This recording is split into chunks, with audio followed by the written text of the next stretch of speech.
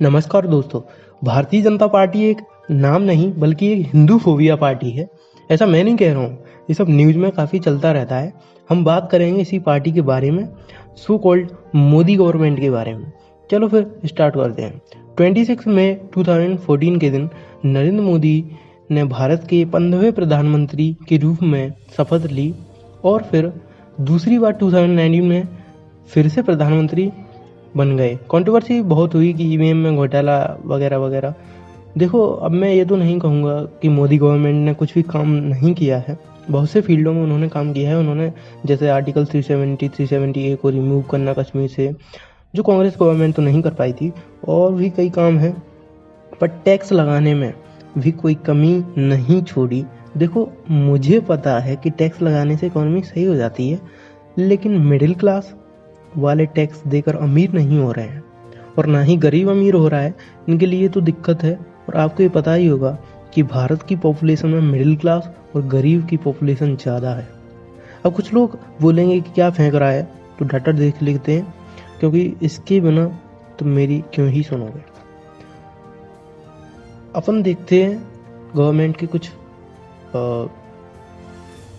Basic पॉइंटों को जिनमें Modi government काफ़ी लैग कर रही है। जैसे कि इंक्रीज इन द इन्फ्लेशन, महंगाई में बढ़ोतरी। आय उतनी ही है और भाई साहब महंगाई अपनी चरम सीमा पर है। रुपये नीचे जा रहा है तेज़ी से, और फिर भी गवर्नमेंट कहती है कि इकोनॉमी सही है। भाई देखो, रुपये कहाँ जा रहा है। 100 पर पहुँचाओगे डॉलर के सामने रुपये को, और कह रहे हैं कि डॉलर मजबूत हो रहा है। फाइनेंशियल मिनिस्टर जो निर्मला सीतारमन जो हैं, वो बोल रही हैं कि डॉलर मजबूत हो रहा है, इसलिए रुपए नीचे जा रहा है। ये क्या लॉजिक है भाई। अब दूसरा पॉइंट देखते हैं, वर्ल्ड हंगर इंडेक्स। अब ये तो पता ही होगा कि ग्लोबल हंगर इंडेक्स में इंडिया की कैसी हालत है। आपको बता दूं, इंडिया अभी 101वें स्थान पर आया है और सीरियस हालत में है। ये मतलब काफ़ी सीरियस है।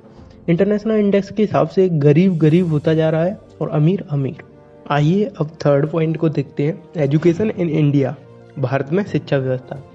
अब ये बात किससे छिपी है कि मोदी गवर्नमेंट में एजुकेशन पर कोई खास बदलाव नहीं हुआ है और ना ही ध्यान दिया जा रहा है, और कोई फोकस ही नहीं है भाई एजुकेशन में तो मोदी गवर्नमेंट का। क्योंकि आप जितने भी स्टेट्स में जाओगे और देखोगे बीजेपी गवर्नमेंट वहाँ है, और वहाँ के गवर्नमेंट स्कूलों को देखोगे, उनके इंफ्रास्ट्रक्चर को देखोगे, वहाँ के टीचर्स को देखोगे कि पढ़ा रहे हैं, बच्चों के साथ इंटरेक्ट कर रहे हैं नहीं।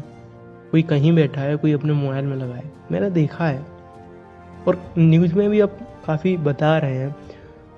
तो यही है, मतलब एजुकेशन में कुछ उस लेवल पर बदलाव नहीं हुआ है। जैसे दिल्ली में गवर्नमेंट स्कूलों की हालत देखिए ज़रा। वैसे देख तो रहे होंगे, काफ़ी न्यूज़ वाले बताते रहते हैं, चलता रहता है। स्कूल का इंफ्रास्ट्रक्चर बिल्कुल निचले स्तर का है, सुविधा है नहीं।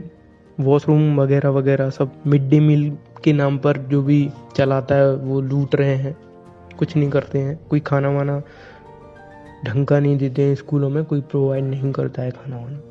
टीचर्स पढ़ाते नहीं हैं। ऐसे थोड़ी ना भारत सुपर पावर बनेगा, ऐसे थोड़ी ना अच्छे दिन आएंगे। फोर्थ पॉइंट की बात करते हैं, हाइक इन द अनएम्प्लॉयमेंट, बढ़ती बेरोजगारी। तो आप जानते होंगे कि भारत में बेरोजगारी भी अपनी मतलब लिमिट होती है ना, वो क्रॉस कर चुकी है, और युवा नौकरी की खोज में दर दर की ठोकरें खाता फिर रहा है। आप देख ही रहे होंगे बढ़ती प्रोटेस्ट इन एवरी स्टेट, क्योंकि गवर्नमेंट का कोई भी ध्यान ही नहीं है इस मैटर पर। और होगा भी क्यों, क्योंकि उनको तो ऐसे ही वोट मिल जाते हैं, हिंदू मुस्लिम रिलीजन के नाम पर ही वोट मिल जाते हैं। क्या ही कर सकते हैं, जनता तो भोली है ना इंडिया की। तो भाई ऐसे तो अच्छे दिन नहीं आने वाले। चलिए अब बात करते हैं फिफ्थ पॉइंट के बारे में, इंफ्रास्ट्रक्चर।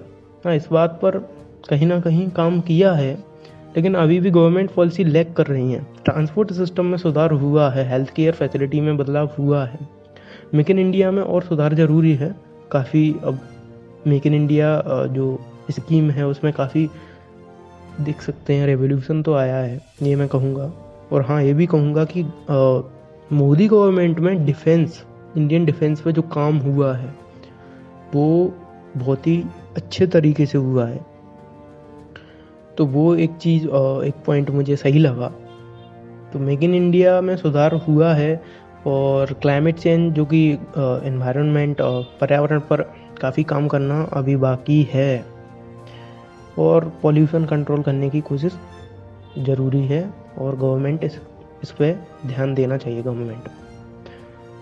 चलो अब 6वें पॉइंट के बारे में बात करी जाए तो करप्शन मतलब करप्शन तो है ही भाई। करप्शन चारों ओर दिखता है। जब किसी भी काम को अगर अपन करवाने के लिए किसी भी ऑफिस में जाएंगे तो वहाँ करप्शन आपको ज़रूर दिखेगा। कोई भी काम करवाने से पहले आपको पैसे चाहिए देने के लिए, तभी वो काम हो पाएगा।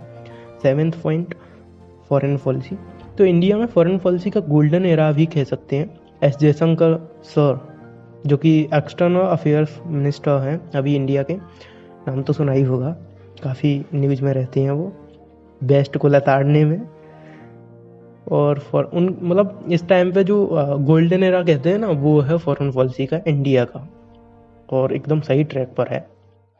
एंड नेक्स्ट पॉइंट के बारे में बात करी जाए, रिसर्च एंड डेवलपमेंट।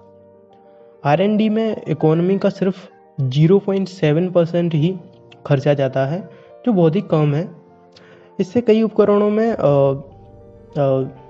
फंड्स की कमी आना कोई बड़ी बात नहीं है, तो कमी आती रहती है। तो इसमें भी मतलब जो स्टेक है इकोनॉमी में से वो बढ़ाना पड़ेगा सरकार को, क्योंकि रिसर्च एंड डेवलपमेंट भी ज़रूरी है साइंस एंड टेक के फील्ड में। Now moving on next point, अब तो मैथ। देखिए, मोदी गवर्नमेंट धर्म के नाम पर बनने वाली सरकार है। इनको लोगों को पता है कि वोट कैसे लेना है। पब्लिक से हिंदू मुस्लिम एजेंडा बनाकर न्यूज़ मार्केट में फैला देते हैं, और हिंदू मेजोरिटी होने की वजह से ये एक सरकार बना लेते हैं, लेकिन अपने प्रॉमिस से मुकर जाते हैं। दे फॉरगॉट देयर प्रॉमिस, और भूल जाते हैं कि हमें देश में विकास भी करना है, अच्छे दिन भी लाने हैं, इंडिया को उस पोजीशन पर ले जाना है, टॉप पर ले जाना है, इंडिया को एक सुपर पावर बनाना है। एक क्यों भूल जाते हैं, गवर्नमेंट क्यों भूल जाती है? मतलब अपनी जेब भरने में लगे हैं ना सभी पॉलिटिकल लीडर सभी। दोस्तों, वीडियो में इतना ही। वीडियो अच्छा लगा हो तो लाइक करना, शेयर करना, और दोस्तों के साथ सब शेयर करना, और चैनल को सब्सक्राइब कर देना यार। एक जागरूकता पैदा हो शेयर करने से, एक रेस्पॉन्सिबल गवर्नमेंट आए इंडिया में। और चैनल को सब्सक्राइब कर लो ताकि और वीडियोस ऐसे ही टॉपिक्स पर देख सकें। मिलते हैं अगली वीडियो में। बाय।